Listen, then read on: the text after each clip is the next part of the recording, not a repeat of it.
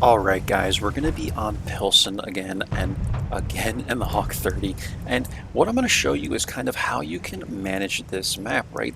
I told you guys a few weeks ago kind of what I do on this map. You have the option of going to this area of the map in the middle here where all these mounds are, or you can take this bush right here, and this bush will help you to basically counter anybody that's going to run into this little ditch area. However, you could only initially counter it and then you have to run away. Otherwise, you'll get spotted and you're going to get lit up in this bush line if you get spotted, because people, tank destroyers, like to sit way in the back and they will wreck you, right? So I like to sit here. We'll kind of fast forward so you guys can see what happens here. Scorpion gets lit. I'm going to pull back, take a shot into this guy, and I'm just going solid bush. I'm pulling back to make sure that the bush is solid and then taking my shot because I don't want to get lit here, right? So 122 TM eventually YOLOs in here. I'm going to try and get a shot at this guy's lower plate. I'm able to hit it with the APCRs, which is phenomenal. And now at this point, this guy is starting to push up.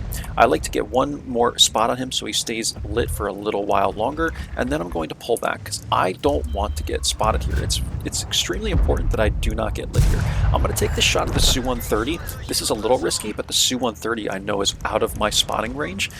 He's actually completely out of the circle, right? So I'm able to take that shot effectively, and then I'm getting out of here because the 122 TM is going to poke, and I don't want him to spot me if he wins this portion of the map. So I'm going to run back here. LHM TV gets spotted here, and look, I would have been lit if this LHM TV came through.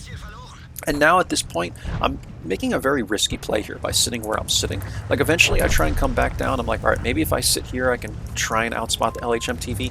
But in this situation, my mediums have left the zero line basically wide open. Boar is out here, he's doing all right. But the Progetto and the AMDT and stuff, like, it's important to take this dip. You saw the 122 TM run over there. It's really vital to take this dip right around the EF lines because, or the EF squares, I should say, because what happens is once the enemy takes this, you can't really do much, right? Like there's no hard cover here. So you have to be very, very careful about how you how you basically sit out here, right? Because if you just sit way in the back, you're not going to spot people as they come through. You're going to get outspotted, and then tank destroyers in the back are going to wreck you, right? So Progetto's getting spotted here, and he told me actually it's a blind shot, so he said blind fire, so I said, okay, affirmative. So that means that no one is sitting like in this area to spot him, because I'm like, how the heck is he getting spotted? And the AMBT wasn't lit. Like, I have no idea. But I'm going to move up now, and there you go. As soon as I get right to this bush, I spot the Progetto. And this is why CVS is so vital, guys, because if I didn't have CVS, I could have went through this bush, like up to here, and might have gotten lit by the Progetto, and then I would have had the same fate as the Progetto 66, right? So at this point now, I'm going to keep advancing, because I want to win this line. I need the medium's help to win this line. And if you play a medium, guys, I'm not saying to rush necessarily to the EF lines, but you really want to try and contest this to the best of your ability. Don't sit way in the back. Like, this is not the best idea. Progetto doesn't have a lot of HP, I understand, but you're almost better off. Like, between the two options of sitting way back here or just YOLOing this area, it's better in my eyes to just YOLO this area of the map. YOLO this little dip, because losing this it's really bad. Like, if you lose this, you will likely lose the zero line. This is a rare occurrence where I was very smart about this. I used CVS to my advantage, used the bush line to my advantage. I played very carefully. You know, I have 41% concealment or so, but I'm trying to play it very carefully, and that's all we're doing here, right? Like, just keep backing into the bush line, trying to get those shots. I have no initial spots, by the way. It was the Boris who's got a lot of these initial spots. And now at this point, I'm going to start advancing because I want to try and light the rest of this map. I'm going to take a shot at the 122 TM. Luckily, the Su-130 misses me. And now everyone has been lit on the map except this Su-14-2, which we're not worried about, and the TVP, right? So in my eyes, the TVP is likely sitting either here on the zero line or in A1. And I'm thinking it's more likely that he's probably sitting in this area, because remember before, the Progetto got blind fired, and I'm almost thinking it might have been the TVP, because I don't think the Progetto would have fired there. If he did, he probably would have been lit. So that's my thinking, but it could have been the Progetto. So I'm going to start pushing this line with the AMBT. The AMBT has moved up, the Progetto is kind of moving up. Or no, maybe the Progetto, no, the Progetto went to the mid. But the AMBT is here, so I'm going to come to this bush. And what you can do from here is usually be able to scout people that are pushing in like this. However, the way the angles work over here, you can't really spot much, I'm telling you. I've sat in this bush for most of the game before on Pilsen, and you can't light like anything from here, man. Like, it just doesn't, for whatever reason, it doesn't work the way the bushes are. So I asked the boar, like, do you have render over here? And I think he said no. But I'm just going to push this anyway at this point, and sure enough, here's the TVP, right? So Su-130 appears here as well. I'm very lucky that I didn't get spotted until coming up and taking that shot. And now I'm in a situation where RHM and AMBT are here as well. So I've spotted these guys, but now I don't want to hang around here because I know the AMBT will probably come around like this. And sure enough, there he is, right? He's trying to come around this direction. So nobody's able to get a shot to him here, which is fine, but I'm going to back up because I'm in a situation now where I can easily get overwhelmed here. And if these guys all rushed me, the AMBT would only be able to help me so much. But these guys are going to be timid because they don't necessarily know where the rest of my team is right now, right? So that's what's important here. Like, if these guys were smart and they pushed me, this probably would have been a GG, but luckily I'm able to stay here and these guys don't push. That was the biggest mistake they made. If they pushed, they won this game easily because they would have taken out me and the AMBT, even though the AMBT is full HP. They have the firepower here, guys. They really do. And that's, you know, their big mistake. So I'm going to instead poke here. I spot the AMBT sitting up in this corner, and I'm going to take this portion of the map. This way, the AMBT has easier shots in my eyes, and perhaps the Artie does as well, because he's not going to be firing behind this ridge line. And these people now have to come all the way around, right? Completely all the way around. I poke up. I either spot the RHM or I guess the Progetto spotted both of them. So now we know where those two guys are. Su-130's there, and I'm like, cool, I can now go after the AMBT. So I'm going to take one from the AMBT. I'm going to focus that shot entirely to go for his lower plate, make sure that I clean him up there. And now the AMBT is here, and I'm like, all right, what I could do is hit this guy with an HE shell and then just kind of tap him.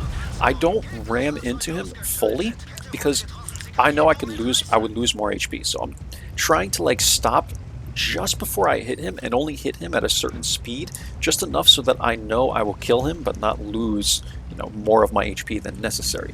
Very tough to gauge that, but I was able to do it, in my eyes, perfectly for this situation. So we did that, and now we're just going to start going after other people here. I'm coming to this corner, and I poke here. I'm taking a shot in this bush because that's where the TVP was last spotted, and I'm lit, right? So I'm lit in this area. I'm pinging that on the map. I'm like, I think it's the TVP here. That's what makes sense. But watch what happens, guys. It actually ends up being the T-44. This is why you can't always trust the map. The T-44 retreated all the way back to here and got in this corner, and I was getting spotted, and then somehow the TVP ends up behind me. How? I have no idea. Try to take a quick snapshot of this guy. I am able to hit him. Then I'm going to come up here. I don't want to take another one from this guy. I end up doing it. I get one more into him, and now I'm thinking I'm dead, but luckily the Boris was right in time with that shot. I mean, he couldn't be any more perfect with that shot, right? So we're able to clean that guy up, the TVP. I would like to think he had a third shell. I'm pretty sure three shell magazines. And then it ends up being the T-44 over here. I auto-lock him with the heat, and it's a GG, guys, right? We ended up bringing this game back because these guys in the A0 corner made a big mistake in not pushing us. The RHM went back instead to try and help out the West, and their other tank did as well, and they both ended up over there. And they probably should have just pushed the 0 line, and they might have had a chance in this game. But that's it. We ended up with 2,577 damage, 1,900 spotting. I'm not going to do much talk about the map strategy on this map. Like, you have this area of the map that's good for spotting. You have the bush line, guys. Try and work that to the best of your ability. I don't think there's really anything else you can do in a light tank on this map. Pilsen is just a really challenging, tricky map for light tanks, and you might end up having to use your gun like I did in this game. We did 2,500 damage, 3 kills, and that's why I love the Hawk 30, because it's so versatile. The LT-432 is good, but I am now obsessed with the HE shells on this vehicle that do 320 damage a shot, 102 millimeters of pen, and then you have the APCRs standard, which do 240, and they're like 187 millimeters of pen.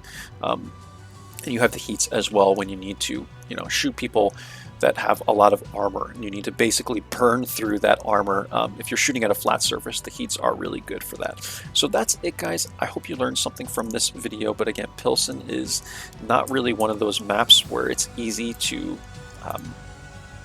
scout and progressively scout, right? Because there's just not a lot you can do. It's a brawling map. So first class, 2577, 1899 again, guys. And we were up, you know, actually third by experience. The Progetto and the Boris had really good games, man. Look at these guys. This might have been a mastery for the Progetto, but I know it's pretty hard to get masteries in those vehicles. But perhaps that was a mastery for him. I'm sure this is at least a first class for the Boris, and I think we played this very, very well, guys.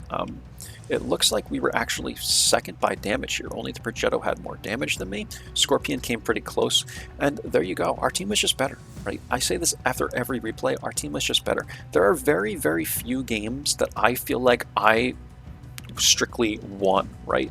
Like by myself. Like I was the one that made the difference. It doesn't happen very often, guys. But I feel like you can play a decent enough game where, like, if I wasn't in this game, it probably would have been very close. If it was going to be a win, right? And even then, so maybe I did. Maybe I can honestly say for this one that I made a difference in this game. Like, I could have been the deciding factor. But then again, you have 14 other players on your team and 15 on the enemy team. Like, anyone can make a difference, right, guys? It's just like a sport. Like, anyone can carry the team, you know what I mean? Like, put the team on their back. And that's the way this game works. It's very, very team-based. So if you enjoy this content, guys, do sub. It would help me out. Like, comment. You can share the video with your friends if you think that they'll like it. If you know people that play World of Tanks, right? Or any of your clanmates, if they want to learn about light tanks, send them my way. I'd be glad to help them. Again, I'm no Unicum, but I really have learned a lot about light tanks. I played them for years, and I've gotten a lot better watching many other players play them, kind of putting all that together, and now I'm bringing it to you guys to help you out with lights, because the chat in-game is just so brutal against light tanks. You guys don't understand. If you don't play a lot of World of Tanks, you have no idea like how many people crap on light tanks, even if they're really good players. Because anybody can have a bad game, right? But even when you're doing the right thing, certain people will think that you're doing the wrong thing as a light tank.